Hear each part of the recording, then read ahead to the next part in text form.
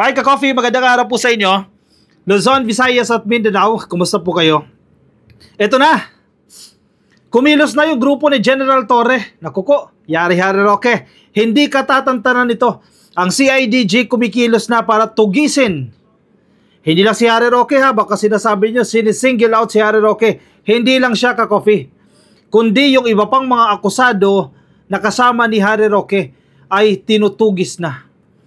Naku, si General Torre, walang sinisino yan. Kahit si Digong, kahit si Kibuloy na napakayaman, diba? Hindi nakaporma. Ito si Harry Roque pa. O sige, nandiyan siya sa Europa, pero syempre, maliit na ang mundo ni Harry Roque. Baka magigising na lang tayo in a day, or 2 days, or 3 days. Ayan na, si Harry Roque i-deport na dito sa Pilipinas. Yung grupo ni General Torre, syempre siyang hepe ng CIDG dyan, meron na pong mga tracker teams to look for Roque and others in Pogo trafficking case. Mabigat kasi itong kaso na yan ka-coffee. Ayan, kung nababasa ninyo sa headline ng ABS-CBN at ibang pahayagan. CIDG tracker teams to look for Roque, others in Pogo trafficking case. Napansin ko kanina, wait lang, para i-confirm natin. Hindi ko nakita si Harry Roque na nagpunta dyan sa Duterte Forest. Wait lang ha. Tingnan natin. Kasi halos everyday yan, nandiyan yan sa Dahig eh. Nagpupunta yan sa Duterte Forest at nagla-live yan dyan eh. Wait lang ha, para tiyak tayo. 1 minute ago, yung upload niya 1 minute ago, ito, lumang video na yan. Hindi na yan latest, ka-coffee. No. Ito rin, lumang video na yan. Oy, bakit walang live na si Roque? Bakit wala nang live? Natatakot na. Baka damputin na lang ng pulis dyan sa Europa. O hindi na siya nagla-live dyan sa Dahig. O may takot ka rin pala eh. Eh kung noon ka pala takot, kaso binakbakan mo ng presidente. Hindi mo na nirespeto yung presidente. Binastos mo na ng binastos ang presidente. O yan, ngayon.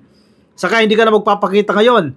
Sabi nga ng mga senador sa kanya, pakita mo yung tapang mo. Sabi ni Senator Risa Ontiveros dyan, humarap ka. Abogado ka. Diba, wag mong takasan ng pananagutan mo. Total, ni-request mo naman yan. Criminal Investigation and Detection Group tracker teams will work to find 50 individuals covered by an arrest warrant issued by a court in Angeles City, dyan po sa Pampanga, in a human trafficking case related to Philippine offshore gaming operator Pogo Hub, dyan po sa probinsya. An official said Friday. Marami-rami pala sila ka-coffee, 50. Bultuhan pala ito eh. Feeling ko, mas mahihirapan sila dito kay Roque. Kumbaga siya yan ang leader ng mga bibe. 'Di ba? Kung may 50 bibe, si Harry Roque ang leader ng mga bibe. At sa tingin ko, base sa mga statement ni Harry Roque, hindi ito papahuli talaga, hindi ito papahuli, talaga magtatago yan at ini-insist niya itong kanyang application for asylum diyan sa the Netherlands. So, sige, magpagalingan na lang kayo ng gobyerno ng Pilipinas. Angeles City Regional Trial Court Branch 118 Judge Rene Reyes on May 8 ordered the arrest of former Duterte spokesperson Harry Roque and Cassandra Ong, the alleged representative of the Pogo Hub, Lucky South 99, dyan po sa Porac, Pampanga. At iba pa po dahil para sa non-bailable na violation under po ng Anti-Trafficking in Persons Act of 2023. Siyempre, ang laging sasabihin dito ni Roque, ito po malinaw na political persecution. Yan naman ang ini-insist niya dyan eh. Sige, panindigan mo yan. Narinig ko kanina sa balita, no? Na sinasabi ng Department of Justice, pagkakataon mo na yan. Total, ini-insist mo yan ay political persecution, di ba? Pagkakataon mo na yan. Sige, patunayan mo yan ay political persecution. Patunayan ka, inosente ka, at napag-iinitan ka lang. Di ba? Ito ay parte ng due process. Yung pag-i-issue ng warrant para sa iyo ay parte ng due process yan. Hindi ka naman agad hinusgahan, di ba? Wala pa naman verdict yan eh. Wala pa naman judgment na ikaw ay guilty agad dito sa Anti-Trafficking in Persons Act of 2003. Wala pa naman judgment yan eh. Kaya nga due process yan. Umuwi ka dito sa Pilipinas, sabi mo lame itong gobyerno, umuwi ka dito sa Pilipinas, magaling kang abogado, di ba? Patibayin mo yung argumento mo, hindi sa Facebook. Kasi hindi naman malilinis yung pangalan mo dyan sa Facebook eh. Di ba? I-surrender mo yung pagkatao mo. I-surrender mo yung sarili mo. Gaya ng ginawa ni Laila de Lima. Oh, hinarap niya. And then, eventually, malay mo, di ba?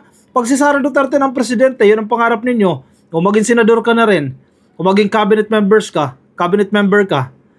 Di ba? O si Laila de Lima, kinulong ni Digong, ngayon magiging congresswoman na. O malay mo, yun na lang isipin mo. Di ba? Motivation mo na lang yan. Di ba? Pero harapin mo to. Dahil may warrant of arrest ang korte, hindi ang House of Representatives. Roque has denied the allegations. Of course, definitely, he will. Saying he is being subjected to political persecution by the Marcos administration, which he helped campaign for in 2022. O may sumbatan pa yan O sige, tumulong siya, pero after that, anong ginawa niya? Diba? Isa siya sa nanawagan na bumaba si PBBM sa pwesto. Isa siya sa nanawagan na mag-resign si PBBM para ipalit si Sara Duterte. Isa siya sa gumawa ng fake video ng pulburon o naghihit-hit daw si PBBM ng pulburon. Isa si Harry Roque. Isa siya sa nagpakalat. Isa siya sa nanira sa gobyerno. Gumawa ng mga peking kwento para ibagsak itong gobyerno at siraan itong gobyerno sa international community. Matinong tao ba yan? Hoy. Siyempre di-deny niya. Hindi, pinag-iinitan niyo lang ako. Anong ginagawa mo sa gobyerno? Diba? Hindi ba reaction niya ng gobyerno sa ginagawa mo? Diba? Common sense. Nag-create na po ng tracker teams para sa buong Pilipinas. Gaano kaya kalaki yung team na yan? Remember, yung kay Kibuloy, ilang libo yan? Hindi talaga tinantanan ni General Torre yan nag-create na po ng tracker teams para po yan sa buong Pilipinas para arestuhin ang mga accused na 50 katao, sabi ni Police Colonel Randolph Tuanyo, Philippine National Police Public Information Office Chief, told reporters in a media briefing dyan po sa Camp Crame sa lungsod ng Quezon. Ilan kaya sa ibang bansa? Baka mas marami kasi Interpol ang kikilos. Di ba? Ibang bansa na yan Magpapatulong ang gobyerno ng Pilipinas. Malamang hindi pwedeng i-divulge. Hindi pwedeng sabihin, ito diskarte ng Pilipinas. Ito kakausapin namin si ganyan. Magugulat na lang tayo ng judge ng output. Magugulat na lang tayo ka-coffee. Kasi nagiging strategic ang gobyerno dyan. Hindi man pwedeng i-disclose yan. Itong mga nilalabas sa media, like sinasabi itong tracker teams, matagal nang ginawa yan ka-coffee. Kasi remember, May 8 pa po itong warrant of arrest. Kumbaga, late na nating nalaman yan.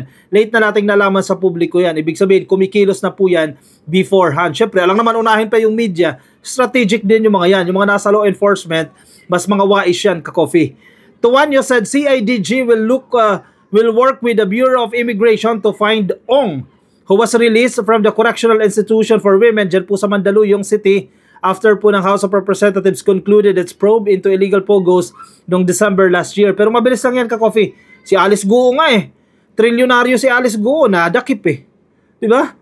Ano pa tong si Ong? She is believed to have left the country. Malamang, lumabas yan. Lumabas ang Pilipinas yan. At mga backdoor ang daan yan. Hindi yan sa typical na immigration, typical na airports, dadaan itong mga tao na to. Mga dyan, bandang area ng Mindanao. Dyan, out sa south. Alam niyo na kung saan lumalabas yan. Malamang sila Roque, dyan din nagsilabas yan.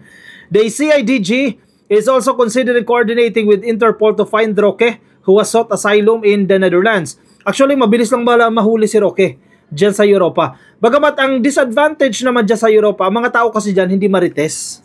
Diba?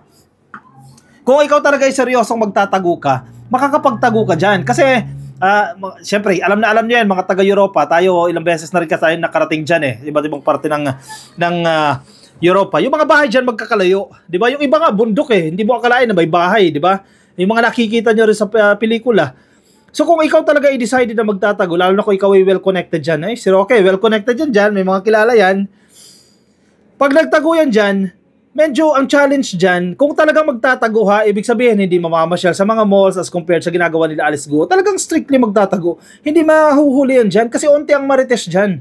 Tago-tago, in fact, wala nga magkakakilala dyan sa magkakapit-bahay Bibihira lang nag-uusap-usap yung mga yan Diba? As compared dito sa Pilipinas, alam na alam ng kapitbahay kung sino yung bisitang dumating sa'yo. As compared sa Europa, Bisaya, Kamandoy.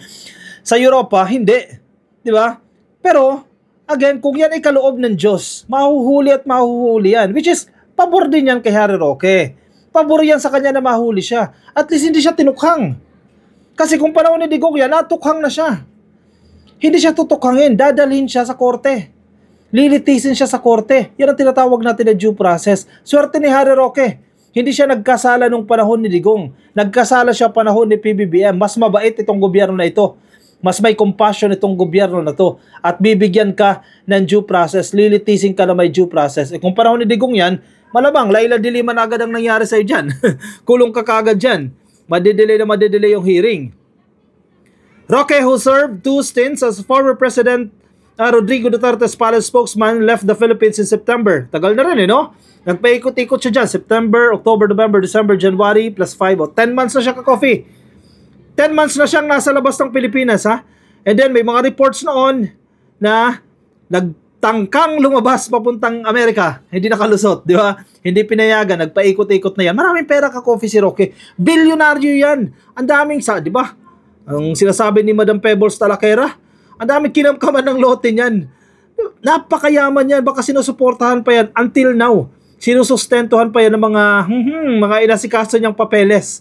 Doon siya presidential spokesperson pa. Diba? Mga kinonek-connect niya mga tao. Malamang until now, sinusuportahan pa yan. Immigration said there was no record of Roque leaving the country, which suggests he slipped out through a backdoor. Correct. Tingnan mo? Immigration na mismo nagsasabi. Wala kaming datos kung saan lumabas yan, anong airport yan, anong port lumabas yan, wala kaming datos. O backdoor, baka naka-chopper yan, o somewhere else ka-coffee, sumakay ng jet ski, o sumakay ng bangka, o ano man yan. Diba? Walang datos ang immigration kung saan nagpunta Tinulungan yan. Siyempre may mga kakilala din naman yan Pero nakakaya sa kanya. Nakakaya sa mga anak niya at sa pamilya niya. Abogado siya, nagtatakas siya sa kaso niya, 'di ba? Si Risa Ontiveros nagsalita na, Senator Risa Ontiveros. Sabi niya, Harry Roque must be compelled to return to the Philippines.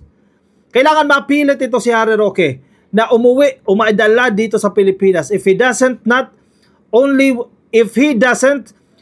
only would he be evading an arrest order from Congress, he would also be defying a lawful order from a court. Abogado siya, kaya alam niya na mali ang ginagawa niyang pag-iwas sa batas, sa pool. Yan po ang sinasabi dito ni Senator Risa Ontiveros. Nasaan ka ba, Roque? Ha? Kung ayaw mo na ikaw ang mamasahe pabalik ng Pilipinas dahil may pagkakuripot ata ito, magpasundo ka na sa Interpol. Sagutin na ng gobyerno yung pamasahe mo papunta sa Europa. Diba? Absuelto ka na sa pamasahe, hindi ka nagagastos. Kaya ito panawagan din. Kung meron nandiyan sa The Hague, mamatahan ninyo. Kasi nandiyan sa The Netherlands lang yan. Alam mo kung bakit? Hindi nalalabas yan. Bagamat magkakatabi yung mga bansa dyan sa Europa. Diba? Magtitrend ka lang. Diba? Magbabas ka lang. Nasa ibang bansa ka na. Hindi makakalabas yan dyan kasi sa mga borders, nangihingi ng passport. Diba? Pilipino pa rin naman yan si Roque unless nagpalit na yan ng citizenship o may bago ng passport yan, pero I don't think meron na. Diba? Madidetect na siya kung sa immigration kasi yung system na yan, madidetect na yan kung lalabas siya ng bansa. So malamang sa malamang, nandiyan lang yan sa The Netherlands. Sa loob lang niya ng The Netherlands. So, yung mga Pinoy dyan, nandiyan sa The Netherlands, baka mamatahan ninyo, makita nyo si Roque, report nyo agad sa authorities. Diba? O tawag kayo dyan sa police ninyo, wag na dito sa Pilipinas, dyan na sa police ninyo. O sabihin niyo, andito yung hinahanap ng Pilipinas, andito yung pugante ng Pilipinas. So, bigay niyo yung address para madakip na, nakatulong pa kayo, di ba? Kasi may pananagutan siya dito. Kung noon, sinasabi niya, hindi niya nirespeto yung warrant of arrest ng Congress, ngayon, iba na to. Warrant of arrest na ito ng Kongreso at kinakailangan niya ng irespeto yan. Wala na siyang magagawa dyan. Panindigan niya na yan, ka-coffee. Total, ginawa niya naman yan sobrang pambabastos yung ginawa niya sa gobyerno. Pag binastos mo ang gobyerno, yung mga Pilipinong nakasandal sa gobyerno o yung mga Pilipino na hinahandle ng gobyerno na yan, binastos mo na rin. Hindi lang naman si PBBM yung binabastos niya. Nakita niyo yung video niya, sila ni Maharlika, pa iba't ibang location, sabi nila, bangag. Lilipat sa isang location, bangag. Napanood niyo yan? Napakarami nilang pambabastos na ginawa sa gobyerno at sa presidente at sa sambayan ng Pilipino. At dapat siyang managot. Isa pa to, si Maharlika, dapat i-next na rin yan Isunod na yan kay Roque. Pero who knows, di ba? Ayaw pa rin magsitigil Sobra-sobra pa rin pambabastos. So, tingnan natin ka-coffee. Antayin natin. Darating din yung karma ninyo. Di ba? Tingnan mo, nabaliktad ang mundo ninyo. Noon, grabe-grabe kayo Sinobra-sobra ninyo. Inabuso ninyo yung kapangyarihan ninyo. Yan, sinisingil na kayo ngayon. Tapos sasabihin nyo weak ang presidente. Yung tinatawag nyong weak yan, iniisa-isa na kayo. Karma is real. O siya, sige. I-komento po ang inyong opinion, reaction sa comment section para mabasa po yan ng iba natin mga ka-coffee, mga nasa Facebook. Pasuyin na lang ka-coffee. Like and follow YouTube, subscribe. Nasa TikTok, subscribe na rin po kayo. And I'll see you in my next video. Manatili po nakatutok dito ha para updated kayo sa mga recent political events dito po sa Pilipinas. Kita-kits ka-coffee sa aking susunod na videos. Paalam po sa inyo. Bye-bye.